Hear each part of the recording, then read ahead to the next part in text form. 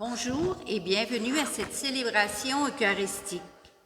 La messe d'aujourd'hui sera célébrée pour le repos de l'âme de Dr Antonio Vaz par la famille Cabango. Le président de la célébration sera le Père Jacques Cabango, curé. Entrons en célébration.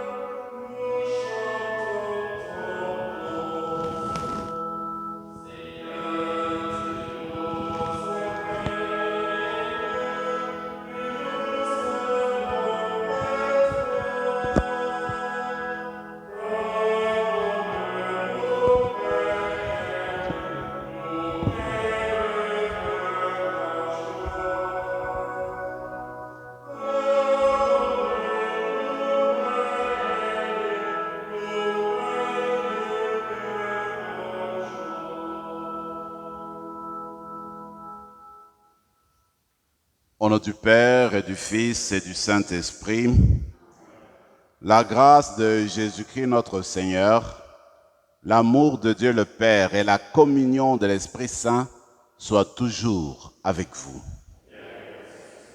C'est le 18e dimanche que nous célébrons aujourd'hui. Nous continuons à lire l'Évangile selon Saint Luc. Aujourd'hui, le Seigneur nous invite à revoir notre attitude envers les biens matériels, envers la richesse. Peut-être que nous avons besoin de son amour, besoin de son Esprit Saint pour nous permettre de mettre à bon usage le bien matériel tout en tenant compte du salut qui nous est proposé. Tout en célébrant cette messe, nous voulons aussi porter des actions de grâce, les sentiments d'action de grâce pour la visite de l'évêque de Rome, le pape François, qui vient d'effectuer chez nous. Demandons que cette visite continue à porter des fruits en abondance dans l'histoire de l'Église canadienne et aussi dans notre parcours personnel, parcours de la conversion et puis de l'amélioration spirituelle. Tournons-nous au début de cette rencontre vers le Dieu de toute miséricorde.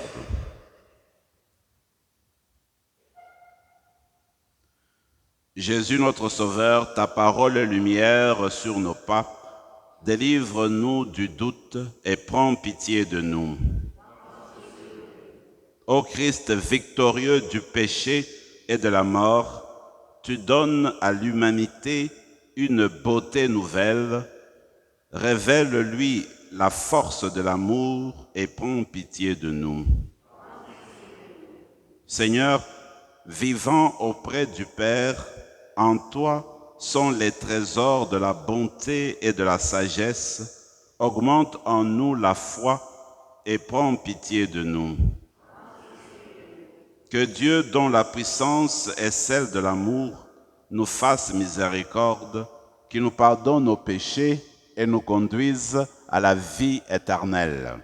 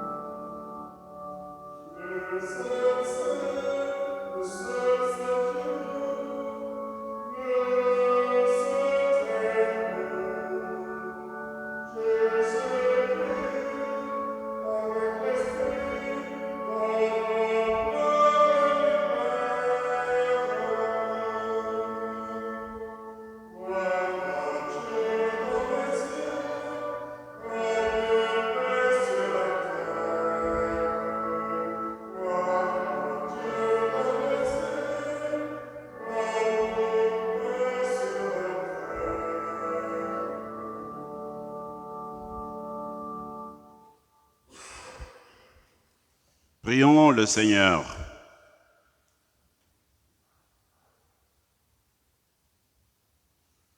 Sois proche, Seigneur, de ceux et celles qui te servent, et montre à ceux et celles qui t'implorent ton éternelle bonté.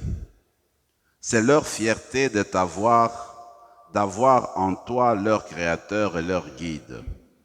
Restaure pour eux ta création, et l'ayant renouvelée, protège-la. Par Jésus-Christ, ton Fils, notre Seigneur, qui vit et règne avec toi dans l'unité du Saint-Esprit, Dieu, pour les siècles des siècles.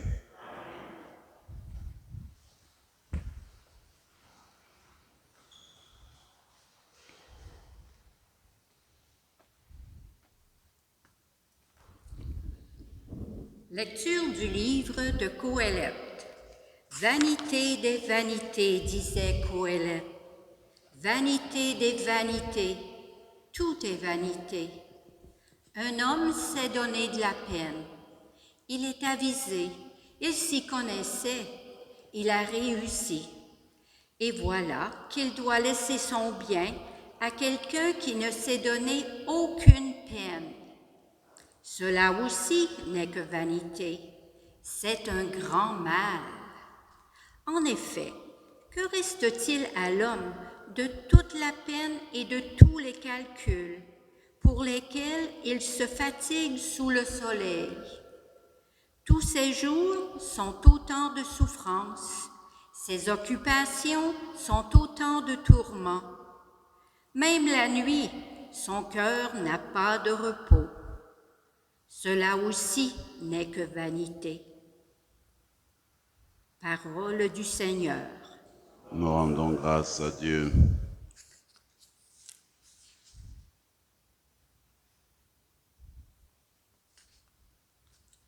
D'âge en âge, Seigneur, tu as été notre refuge.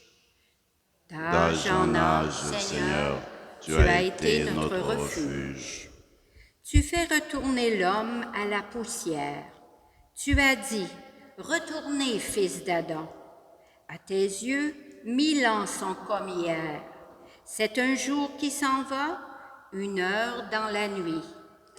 D'âge en âge, Seigneur, tu as été notre refuge. Tu les as balayés, ce n'est qu'un songe. Dès le matin, c'est une herbe changeante. Elle fleurit le matin, elle change. Le soir, elle est fanée, desséchée. D'âge en âge, Seigneur, tu as été notre refuge. Apprends-nous la vraie mesure de nos jours, que nos cœurs pénètrent la sagesse. Reviens, Seigneur, pourquoi tarder? Ravise-toi par égard pour tes serviteurs.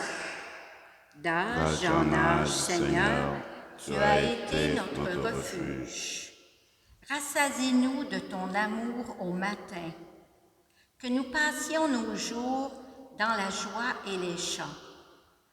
Que vienne sur nous la douceur du Seigneur notre Dieu.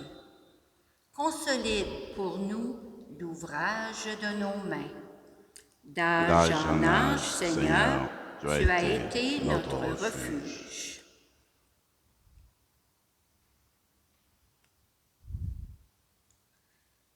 De la lettre de saint Paul apôtre aux Colossiens. Si vous êtes ressuscités avec le Christ, recherchez les réalités d'en haut. C'est là qu'est le Christ, assis à la droite de Dieu. Pensez aux réalités d'en haut, non à celles de la terre. En effet, vous êtes passés par la mort et votre vie reste cachée avec le Christ en Dieu. Quand paraîtra le Christ, votre vie, alors vous aussi, vous paraîtrez avec lui dans la gloire. Faites donc mourir en vous ce qui n'appartient qu'à la terre, débauche, impureté, passion, désir mauvais et cette soif de posséder qui est une idolâtrie. Plus de mensonges entre vous. Vous vous êtes débarrassé de l'homme ancien qui était en vous et de ses façons d'agir, et vous vous êtes revêtus de l'homme nouveau qui, pour se conformer à l'image de son Créateur, se renouvelle sans cesse en vue de la pleine connaissance. Ainsi, il n'y a plus le païen et le juif, le circoncis et l'incirconcis. Il n'y a plus le barbare ou le primitif, l'esclave et l'homme libre, mais il y a le Christ. Il est tout et en tous. Parole du Seigneur. Rendons grâce à Dieu.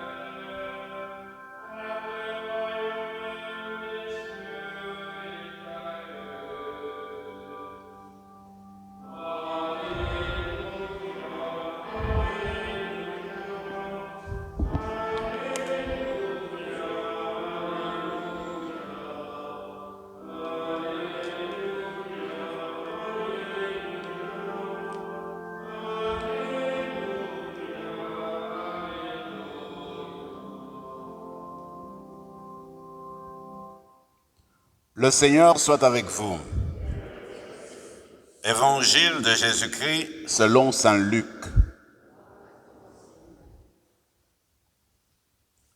En ce temps-là, du milieu de la foule, quelqu'un demanda à Jésus, « Maître, dis à mon frère de partager avec moi notre héritage. » Jésus lui répondit, « Homme, qui donc m'a établi pour être votre juge ou l'arbitre de vos partages ?»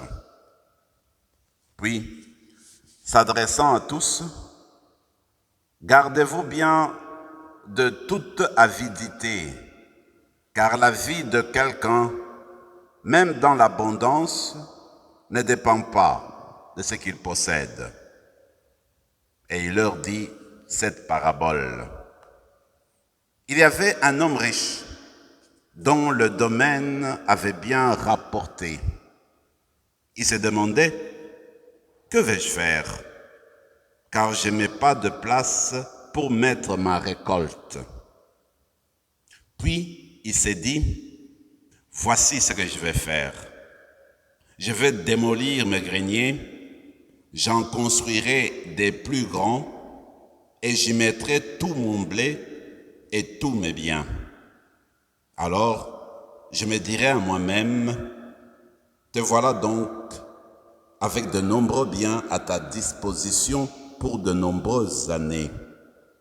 Repose-toi, mange, bois, jouis de l'existence. » Mais Dieu lui dit, « Tu es fou.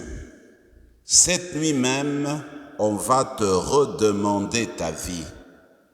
Et ce que tu auras accumulé, qui l'aura? Voilà ce qui arrive à celui qui amasse pour lui-même, au lieu d'être riche en vue de Dieu. »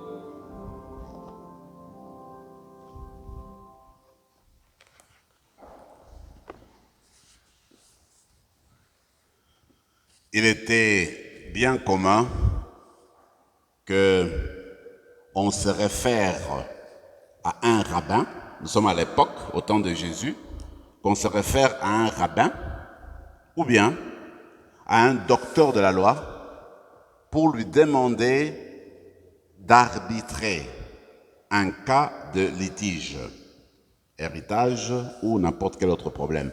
C'était commun. Comme on voit dans l'écriture d'aujourd'hui, quelqu'un qui voit Jésus comme un rabbi, parce qu'il l'était, et lui pose la question, lui demande une aide.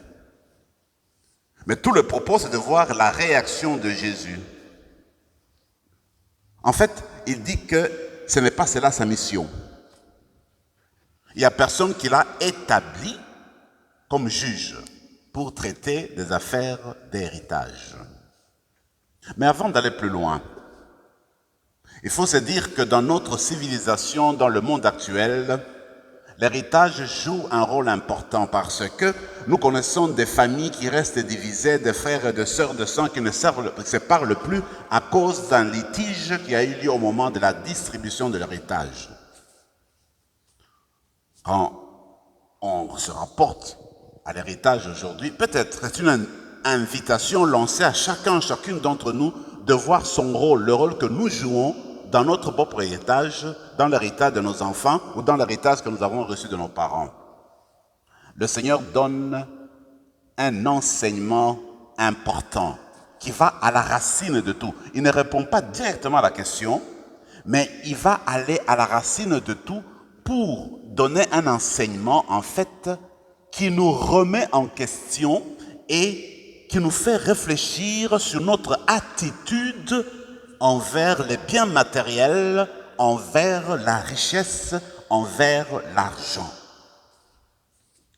Si Jésus ne répond pas directement à la question de celui qui lui adresse la parole au milieu de la foule, ça ne veut pas dire qu'il est contre l'argent, ça ne veut pas dire qu'il est contre la richesse matérielle, ça ne veut pas dire qu'il est contre la prudence de garder, n'est-ce pas, un trésor pour l'avenir. D'ailleurs, nous savons bien que dans la vie privée, Jésus a travaillé plusieurs années comme charpentier pour gagner son pain. Donc, il n'est pas contre, en fait, le travail qui rapporte de l'argent et qui permet à la personne de survivre. Mais tout le propos, c'est quand il dit « faites attention à l'avidité ». C'est qu'il nous conduit à la racine de tout. On accumule pour accumuler. L'exemple est bien donné dans cette parabole. Alors, on accumule des biens dans ses greniers, dans ses comptes en banque, et on le fait sous ses propres forces. On a l'illusion que l'accumulation des biens matériels, l'accumulation de la richesse va nous donner une sécurité sûre dans la vie. Mais cette accumulation, d'après l'enseignement qu'on reçoit, cette accumulation ne nous conduit pas au prolongement de l'existence, n'élève pas l'âme, ne conduit pas la vie éternelle. Quand on quitte ce monde-ci, on ne peut pas emporter avec nous les biens matériels. C'est que vous pose la question que je suppose en fait dans la parabole. La personne qui a accumulé tant de choses, et du coup, elle se rend compte qu'elle est en train de partir. Qui va bénéficier de tout ce qu'elle a accumulé, cette personne-là? En fait, il me semble que si nous voulons accumuler des biens, comme dit Jésus, il faut s'enrichir pour Dieu. Il faut le faire pour Dieu. Qu'est-ce que cela veut dire? Il me semble que c'est ça la pointe de la parabole d'aujourd'hui. Avant cela, je me rappelle très bien Jacques dans son épître, au chapitre 4, il dit à peu près ceci, un peu comme dans l'histoire de la parabole. Il dit, voilà, des gens qui se lèvent le matin, il dit, voilà, nous allons voyager, nous partons dans telle région, nous allons y rester une année, nous allons travailler, nous allons gagner de l'argent, et on va continuer à faire les choses. Et Jacques de continuer de dire, tu oublies que tu es comme une vapeur. Tu es comme la rosée qui apparaît puis qui disparaît vite. Tu ne peux pas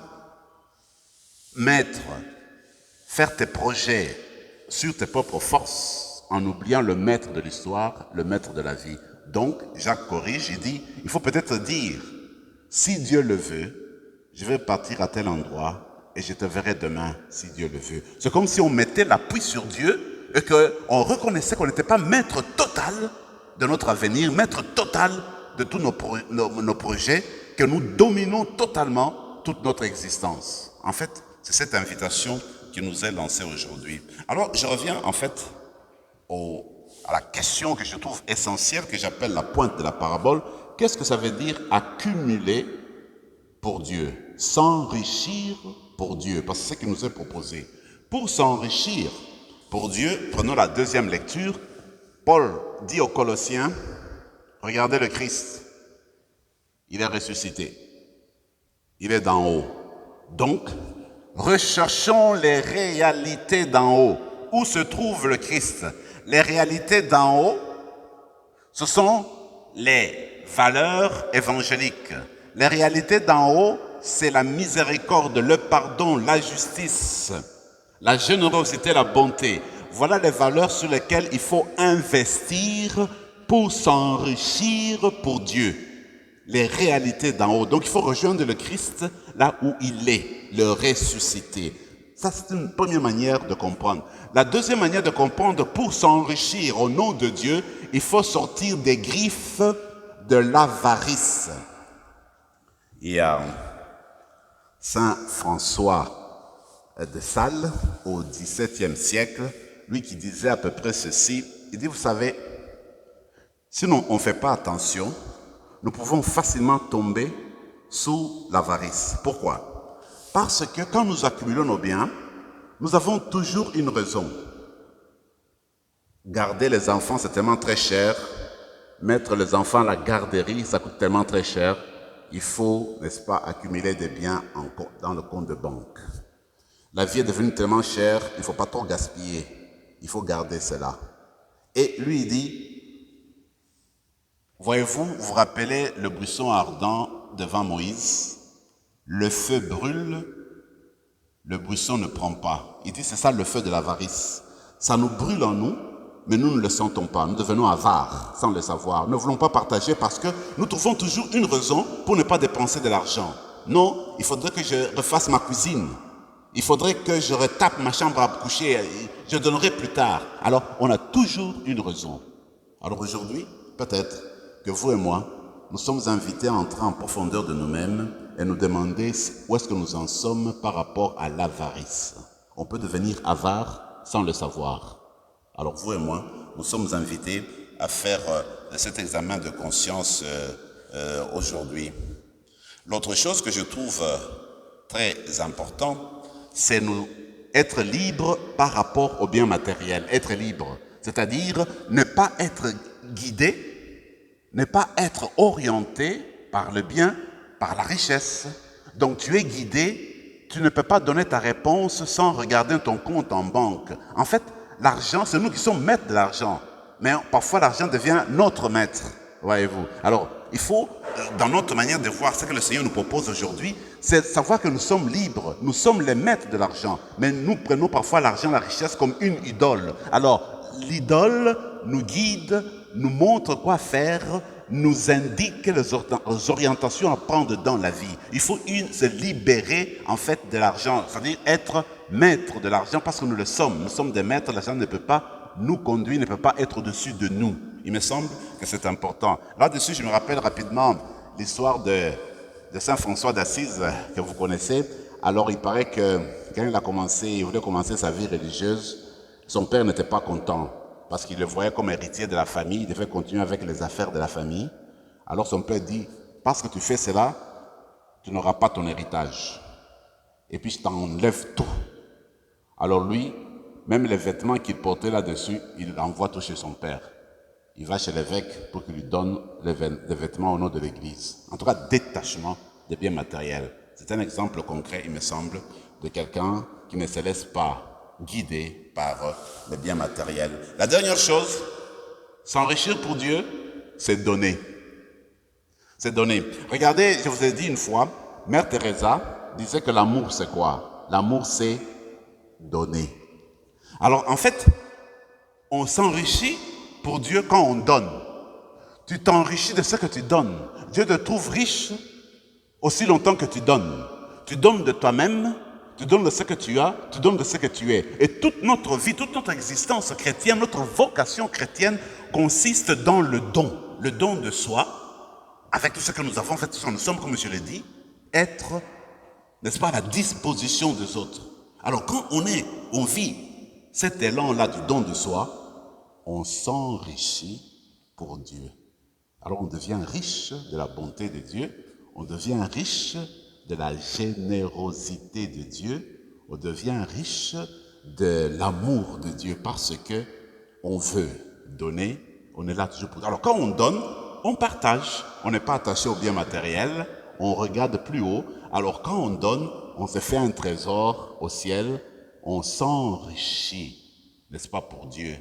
Vous vous rappelez l'adage, celui qui donne aux pauvres, eh bien, il prête à Dieu. Dieu va lui remettre, voyez-vous. Donc, on va continuer notre célébration eucharistique en nous tournant vers Dieu pour que chacune de nous puisse grandir dans l'amour de Dieu et que ce qui prime dans notre vie, c'est la vie intérieure, c'est la vie de cœur, mais cette vie intérieure ne laisse pas tomber la vie extérieure, ne laisse pas tomber la vie matérielle. Mais la vie intérieure, la vie spirituelle est celle qui doit diriger la vie extérieure, la vie matérielle.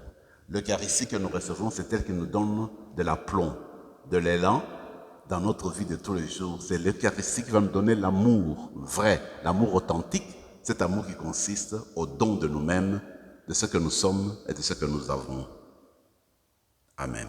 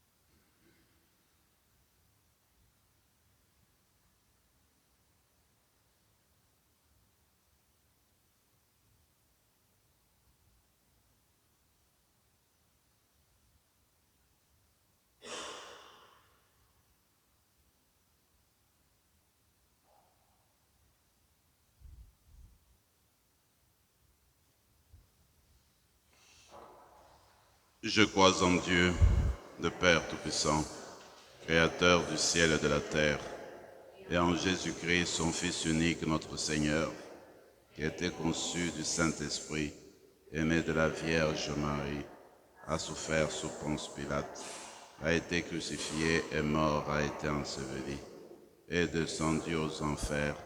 Le troisième jour est ressuscité des morts, est monté aux cieux, est assis à la droite de Dieu le Père Tout-Puissant, d'où il viendra juger les vivants et les morts. Je crois en l'Esprit Saint, à la Sainte Église catholique, à la communion des saints, à la rémission des péchés, à la résurrection de la chair, à la vie éternelle. La prière universelle est une manière d'agrandir nos cœurs aux dimensions de toute l'Église et de l'humanité. Avec confiance, tournons-nous vers le Seigneur et présentons-lui nos intentions en disant « Seigneur, sois notre soutien et notre force. » Seigneur, sois notre soutien et notre force. Pour que l'Église témoigne par la parole et les actions de la présence du royaume de Dieu au service de l'amour, de la justice et de la paix, prions le Seigneur. Seigneur, notre soutiens notre force. Pour tous ceux et celles qui sont exploités et qui vivent dans la misère et l'insécurité, prions le Seigneur. Seigneur, sois notre soutien et notre force. Pour que notre attention et notre générosité s'élargissent à tous les humains et que tombent les barrières qui les séparent, prions le Seigneur. Seigneur, sois notre soutien et notre force. Pour que les gens en vacances puissent en profiter pour redécouvrir la beauté de la nature et des personnes qu'ils croiseront, prions le Seigneur. Seigneur, sois notre soutien et notre force. Pour que les membres de notre communauté soient toujours plus attentifs aux besoins et aux désirs des personnes malades et souffrantes, prions le Seigneur. Seigneur, sois notre soutien et notre force. Seigneur Dieu, tu es la vraie richesse. Nous t'en supplions. Fais connaître à tous nos frères et sœurs ta présence et ton amour sans limite. Nous te le demandons par Jésus le Christ, ton Fils, notre Seigneur. Amen.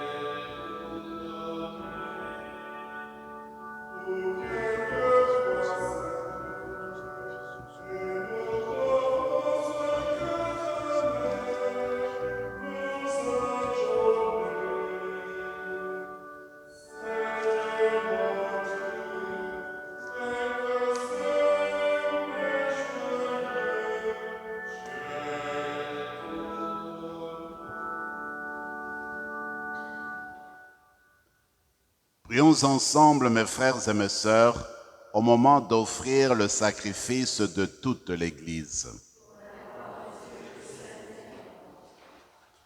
Dans ta bonté, sanctifie ces dons, nous t'en supplions, Seigneur.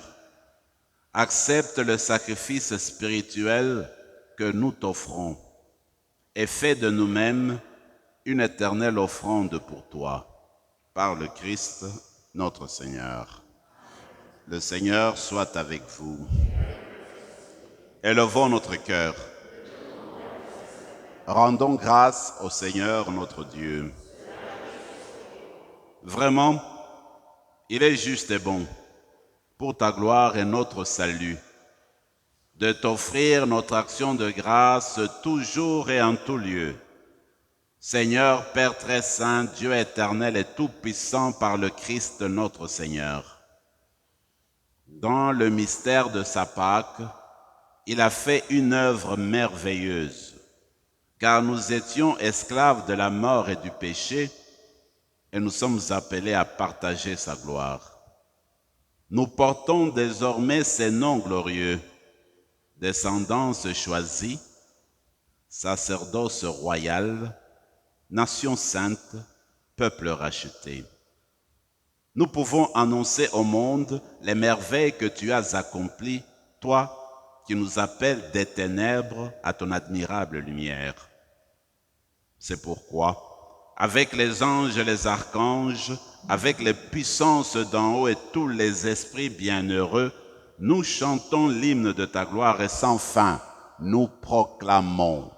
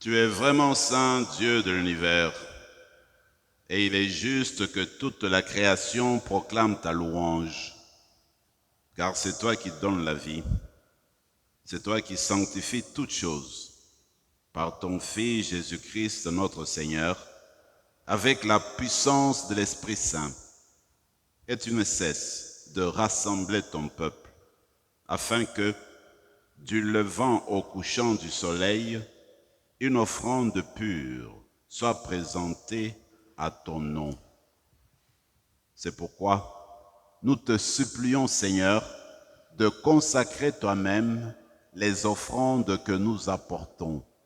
Sanctifie-les par ton esprit pour qu'elles deviennent le corps et le sang de ton Fils Jésus-Christ notre Seigneur, qui nous a dit de célébrer ce mystère. La nuit même, où il fut livré, il prit le pain. En te rendant grâce, il dit la bénédiction. Il rompit le pain et le donna à ses disciples en disant, « Prenez et mangez-en tous, ceci est mon corps livré pour vous. »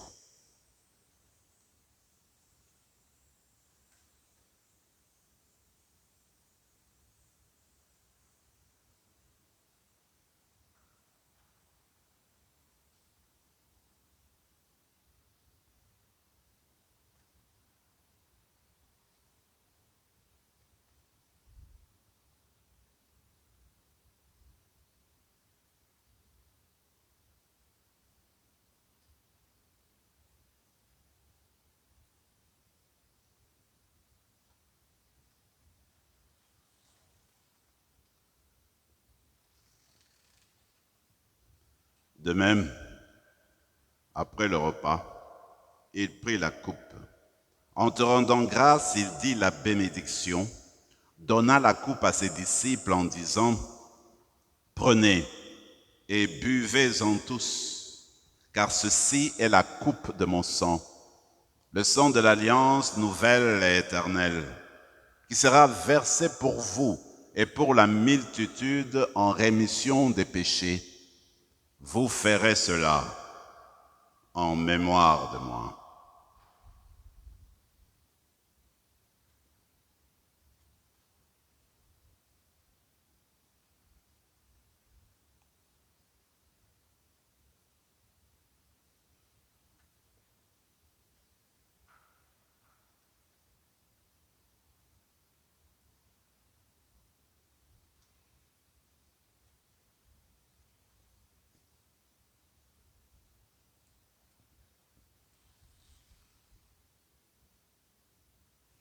Il est grand le mystère de la foi.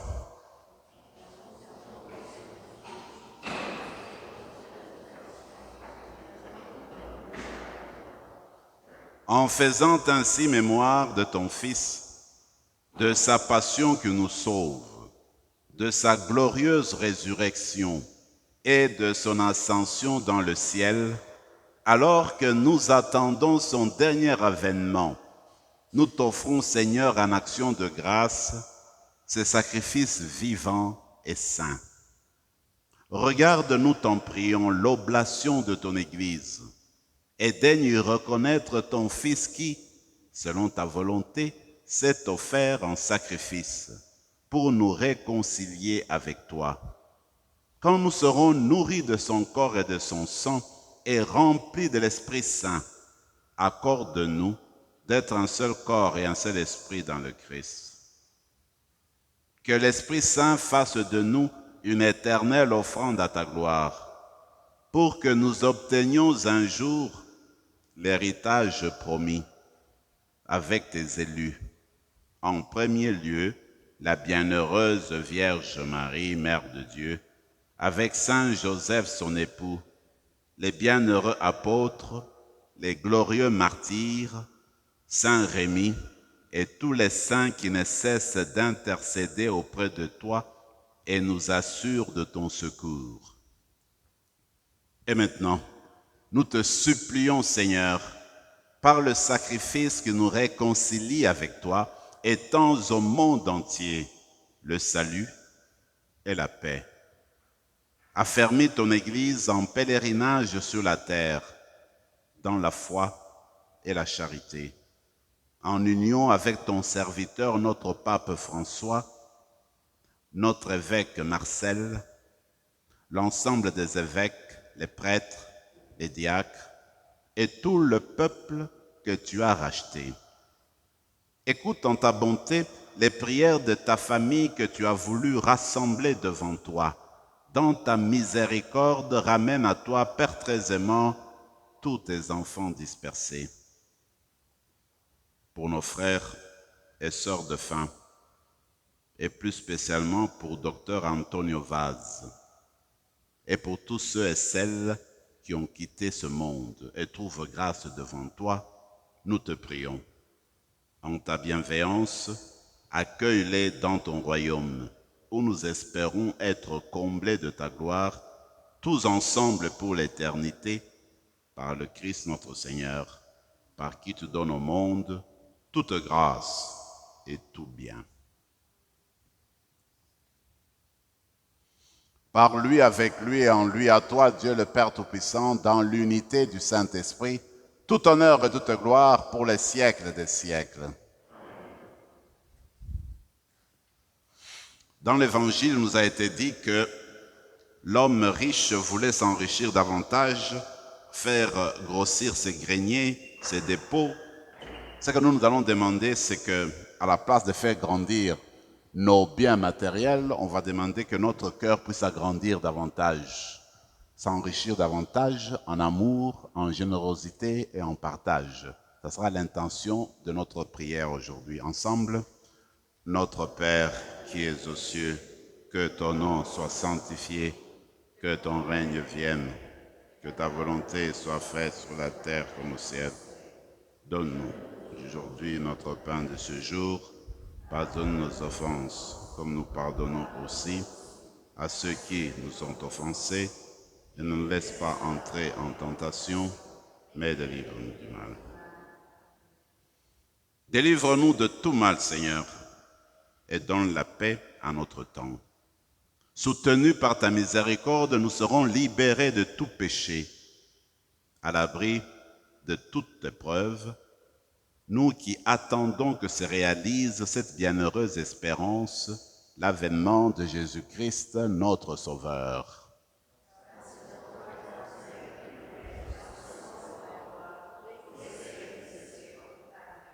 Seigneur Jésus-Christ, tu as dit à tes apôtres, je vous laisse la paix, je vous donne ma paix. Ne regarde pas nos péchés, mais la foi de ton Église. Pour que ta volonté s'accomplisse, donne-lui toujours cette paix et conduis-la vers l'unité parfaite, toi qui vis et règnes pour les siècles des siècles. Que la paix du Seigneur soit toujours avec vous.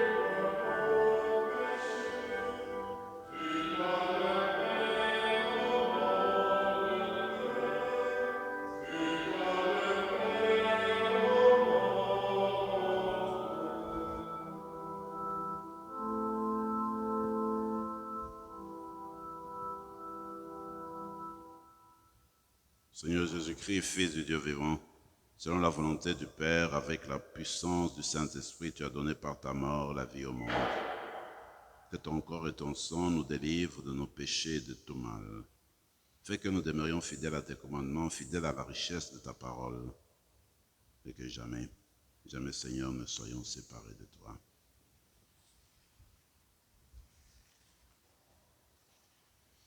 Voici notre richesse, c'est l'agneau de Dieu, celui qui enlève les péchés du monde. Heureux les invités au repas des noces de l'agneau.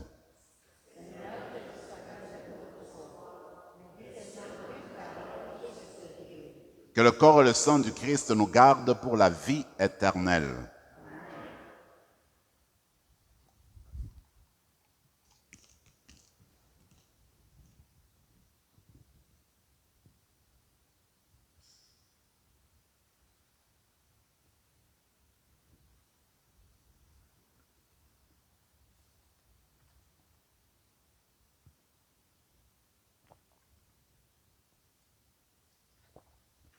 Corps de Christ.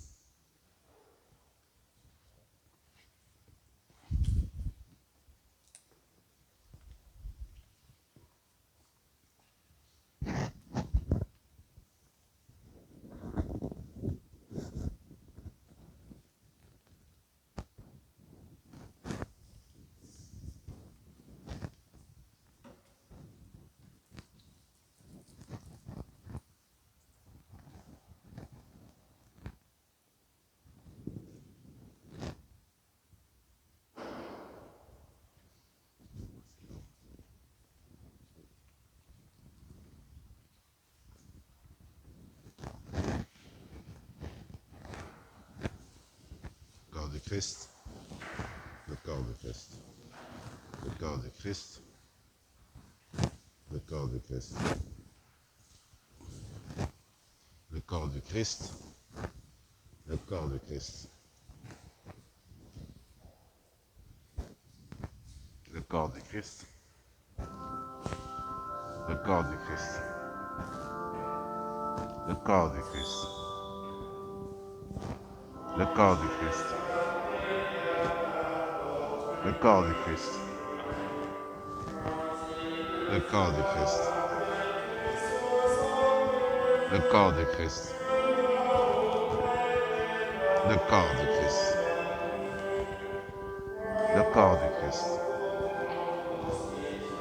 le corps de Christ,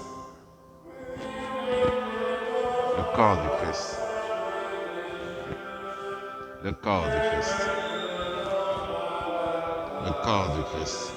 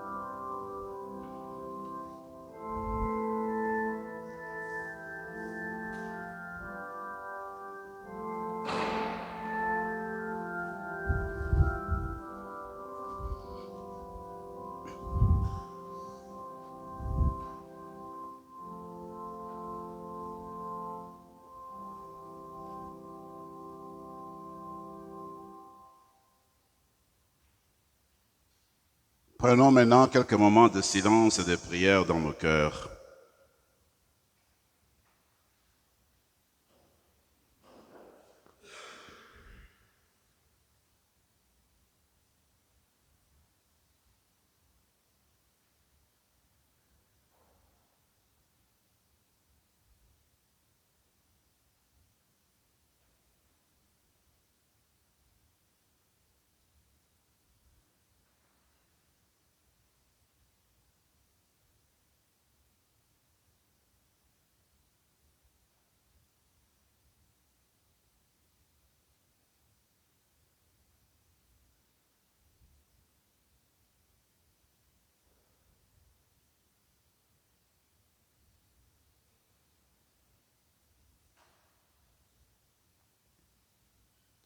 Seigneur, tu es notre unique richesse, enrichis nos cœurs. Nous te le demandons par ton Fils qui vit et règne avec toi maintenant pour les siècles des siècles. Prions encore le Seigneur.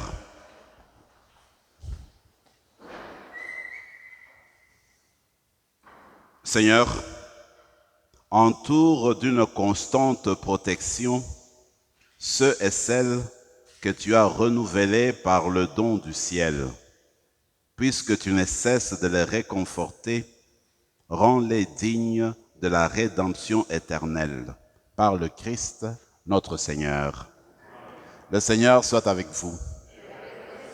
Et que Dieu Tout-Puissant vous bénisse, le Père, le Fils et le Saint-Esprit. Allez dans la paix du Christ.